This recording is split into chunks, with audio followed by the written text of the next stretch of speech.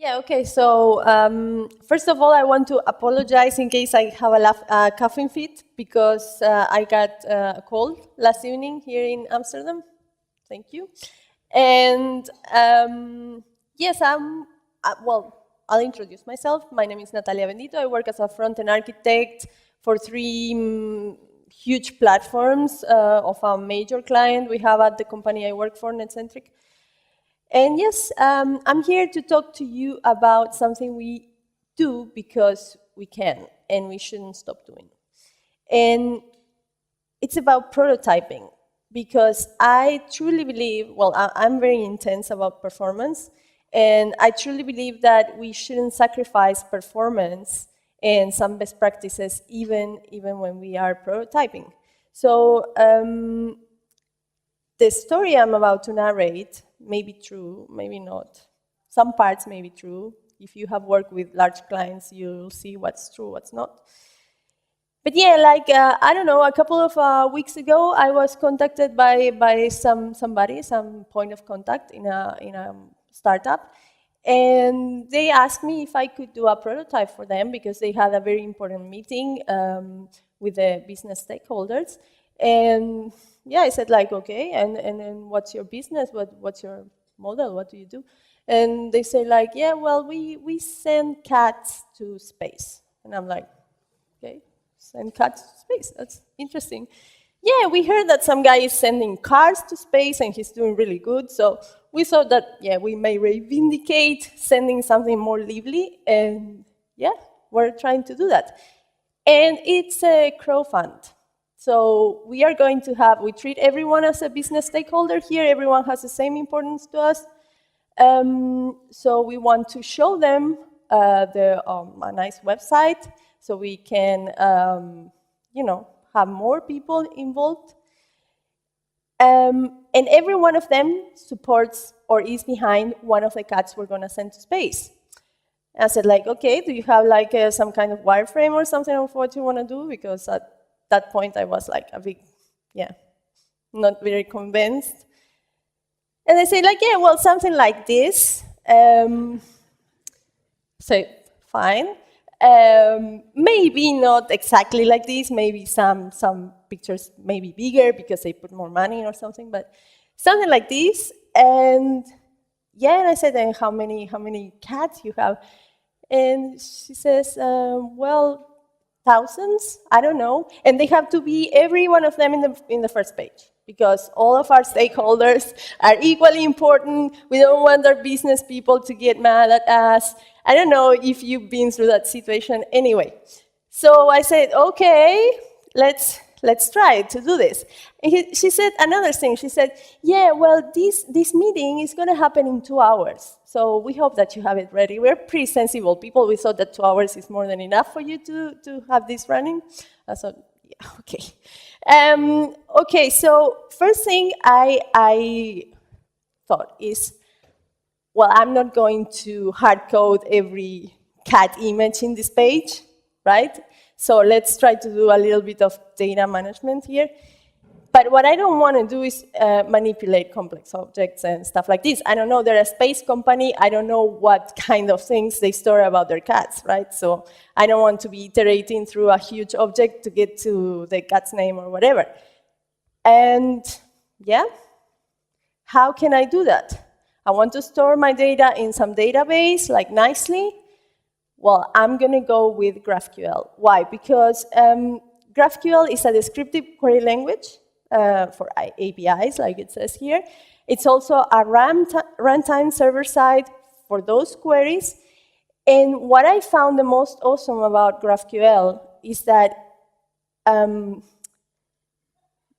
not here, well, it's not in any slide, but anyway, further on, I will explain it more descriptively, but you get exactly what you want. Like, you don't need to, you query for an object and you get a huge object with stuff that you don't need. No, you get exactly the fields that you need from this object. And it's quite straightforward to have it, like to have a server running with, if you do an installation of Express and GraphQL and Express GraphQL, and cores and boom, you have it. So I'm gonna show it in code. I have the images here, but I thought that we can get this running. So if it doesn't work, you know how demos goes. Please have patience. So let's get this running. It says, okay, can you see this, or is it too small, or I make it bigger? It's okay? A little bit. Okay. It's just saying that it's running, so nothing a lot to see. But okay, now we have a server running, our GraphQL, and yeah, and I executed this file basically, and this file is pretty straightforward. Let's go to first, before we get to the GraphQL data or how we define the schema. Let's go see that we have a Express server that is using cores. This is very important because obviously you will have maybe your server running in a different domain, and by domain it may be the prefix, the suffix, the port number. Any changes, the protocol even will produce a CORS issue when you try to access your data. So what I'm doing is I'm whitelisting, in this case, a concrete port from my machine.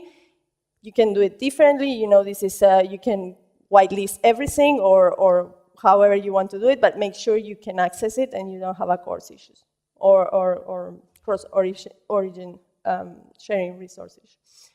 And then basically that's it. You launch the Express and you say like, okay, my URL, URI they say, but URL is /API in the port 8000, and I'm going to use the schema with the root value of root. The root is the first object that is accessed in GraphQL, and GraphQL is true. GraphQL is like an interface to test your queries. We're going to see later. So if everything is okay, run it in port 8000. If not, just give me an error. And that's it. With that, you have your server running. And then what we are going to do also, is, because I was not in the right place. What we're going to do in the same file, we're going to define our schema. And our schema is a schema for validation. Anybody who works with Angular or even schematics or whatever is very used to this. This is what I find the most attractive about this API or language or type of storing data, is that it's very familiar to Angular developers because we're very used to working with types, and this is what it is. They have two very special types, which are the query, which maps to a get that we're always used to from the HTTP verbs, and the mutation one, which is, or maps to post, update, and so on. So here I defined, okay, we have our type query, which can return a field of message, for example, or a kitten, which is one of my types, which has a field string and a name, ID, which is resolves to a string, or a name that also resolves to a string, right? And yes, that's it. So our query can get us our kitten, right? Or many of them. And then we just define a method to return all this data, and that's it. With that, I had already my kitten stored, and I could get it back from this database. What's interesting is, for example, in my cats, I have another field, which is mission, and I could potentially have many other fields, but if I don't need them and I don't need to display them, I just don't request them, I don't define them in the query, and they don't come back, which makes for particularly large objects much more performant because you are getting less data over the wire, right, in a production context. So Min, yeah. You're welcome. Okay. So let me get back to the slides. Okay, so this is, again, to refresh what we just installed. What I was afraid of. Okay, we got the node running, and now we're going to install the Apollo client in our Angular installation to connect to this database. This is also super straightforward. Like, let's suppose we don't have anything, we go and create our new application.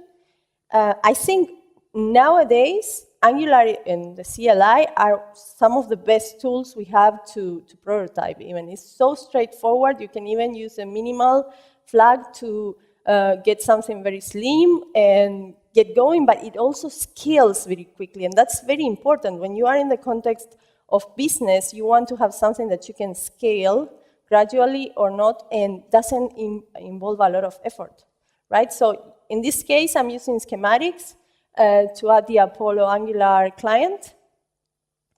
And once you do, what is super important is that if you continue to generate components, for example, you're going to have to pass the module you want these components to go to.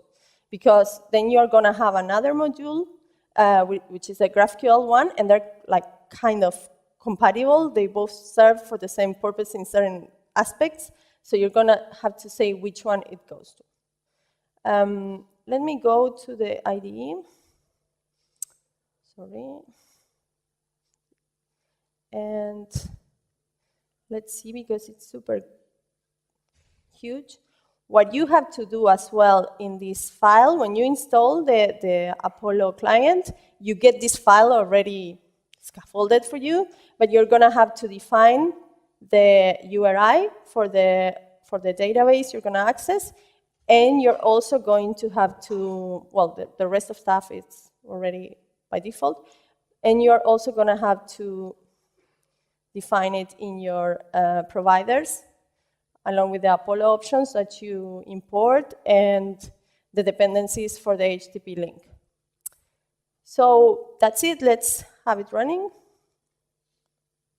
So gserve, port 8001, that is the one that we have just whitelisted, so we don't have course issues. And while it does this, hello. Let's go back to the slides. And let's see now, yes, a bit more how we are going to be querying the data. So like I said, GraphQL comes with this GraphQL UI where you can even essay your queries. And it's as simple as that. You say, I want from kittens the ID and the name. I don't care about the mission. I don't care about whatever other fields there may be. This is what I want, and this is what you get. Period. Simple as that. And this is the same thing you do in code, because one of the kind of philosophies of the creators of Apollo client is that we don't want people to learn a new syntax to work with GraphQL. It has to be the same one. So exactly the same you're going to write in your component. So let's go back to the IDE. And okay, for the sake of brevity, I have it all in the same component, both the querying to the database and some other things we're going to do later. Obviously, don't do this at home, just separate concerns. But yes, basically, I have my all kitten whatever. It's a JQL schema. Yeah, GraphQL, sorry, schema. And yeah, then we're defining some variables here, like loading to see what is loading, but on nginit, we subscribe to watching this query, which is all kitten, and make sure that, because you can obviously mutate it on the go, like have a form to upload more cats or whatever, and so you can observe these changes as well, and you get your data kitten, and then you can do whatever you want with them. Good. But yes, we explained before that we had a lot of, maybe thousands of cats in the same page, and they had to be all of them in the same page. this is not performant, obviously. If you have thousands of images in a same page, please lazy load them somehow. And you know that the only way to lazy load images is don't have any value in the source, because there is basically, maybe there are some more sophisticated ways of doing it with templates and conditionals and directives, but that's the core of it. You don't have a source, there is no request, period. So how we're going to do this? We're going to use native browser calculations to determine whether or not an item is in the viewport and it makes sense to request it. So we're going to use the intersection observer API. When I say native, or for whatever that is native, always support is very important. I know some people don't like to ask the, is it supported question? But you have to, especially if you're going to go to or if you're working for a major client, they have very specific requirements. They will tell you what browsers, whatever you need to support, and you need to know when you're using new technologies or new specifications of the browsers, where you're gonna be supported and where you're not gonna be supported. Obviously, you go to can I use and check this table. Well, 73.34, I think 35. Use with care, there are polyfills, obviously, or you just can make a conditional. If there is no support for this, do something else. But let's see it. So this is also very straightforward. We're going to, after view init, we start watching the cats. And we're also going to have to subscribe to this because, as you know, these are DOM elements that are going to be loading on an ng4. Let's see the HTML. Okay, I don't have it open. So what I'm saying basically is, okay, for kitten of kittens, right? Whatever comes from the database, start rendering these LIs, these list elements. So most of them may not be there the first time you're working with asynchronous data, so also pay attention to that. You're going to have to subscribe to this. And yes, when you have them, start lazy loading the cats and start observing them with the intersection observers that you define here. This observer is a new intersection observer, and for every entry, in this case, the entry is an HTML element. Well, if it's intersecting, which is a method of the intersection observer API, just, preload the cats. And preload the cats means, in this case, I did something very simple. Just grab the source from a data attribute and assign it to the source. And we can see this working. Let's go here. Let's go to the local host. In fact, I think I had it open already, but okay. So let me see. If you take a look, like you can define also a threshold of how many below you want to load anyway. So in this case, we are loading three cats during the first page load. And as we are scrolling down, if you can see the console log, more are being requested. And that's it. If you had thousands of it, obviously you don't need to load everything on the first page. You can do it much nicely. You can add whatever, blur effect or fade in, or you can play with that, do an animation, so it works nicely. But that's the core of it. Trying to keep performant and not uploading a lot of data that you may not need. And that helps the users not waste data from their phones, from their, without any reason. So yeah, basically that's it. And like said, she wasn't sure also how she wanted to display this data. And now I'm going to say another thing that may be a bit controversial.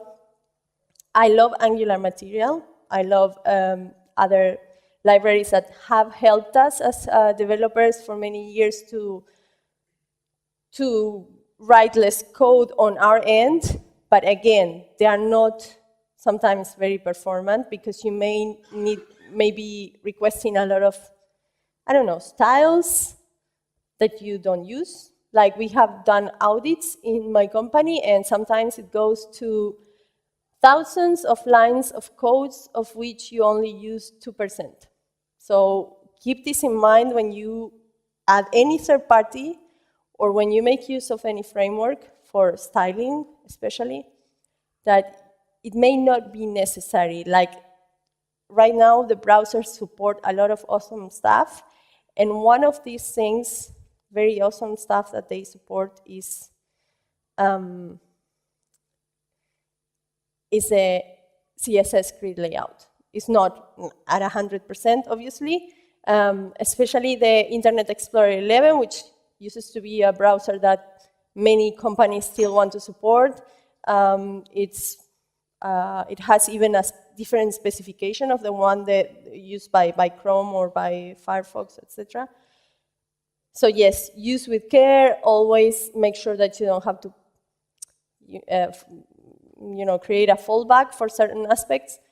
But yes, this is something we can use to achieve the layout this person wanted. And I wrote a mixin for this. Both the server and the app as is are available in my GitHub account. You can download them and play with them, and the mixin you can use if you want is for SaaS.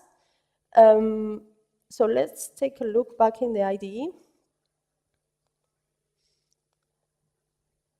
Basically, I just styled the teaser, and what I'm saying here is, it's in the teaser, in the main.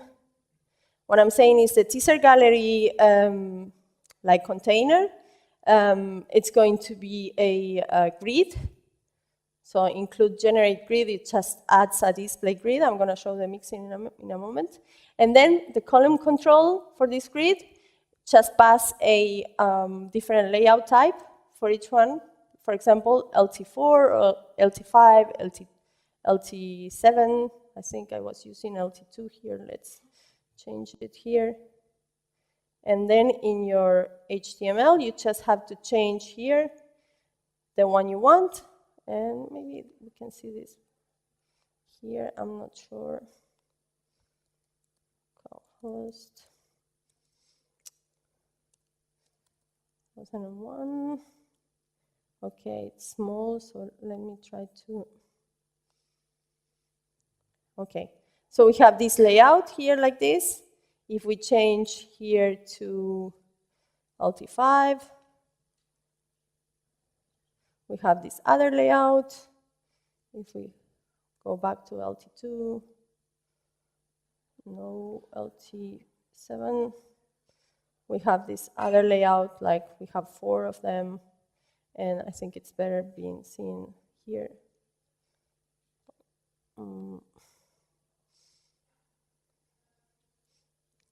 Not adjusting yet. So,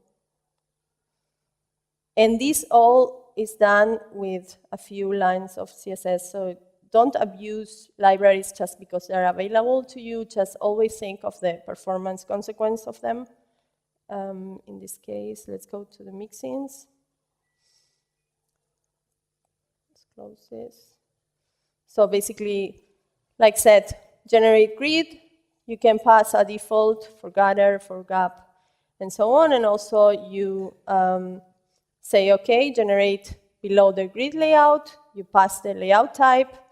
And with a few conditionals, you tell them, OK, how many columns you should have on each one. And that's it. And I think it's if you have like 7 layouts, like I did define there, you have 53 lines of code. I think it's pretty manageable. So yes, I think this is pretty much it. Thank you very much. I hope you enjoyed it. They did for sure. They got a lot of crowdfunding. And like said, you can follow me in Twitter. I will post the URLs to the repositories. You can get and play with them and also maybe use them in your own project. Thank you.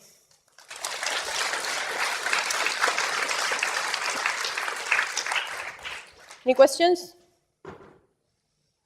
Nope. Any questions at all? I'd be happy to come in. So when are the kittens launched? I think after the summer, yeah, when they get all the cats ready and after their naps and so on. So. Well, we're very excited for the kitten release, of course. Yeah. Thank you. Who else? Anyone else? Well, thank you, Natalia. Thank you.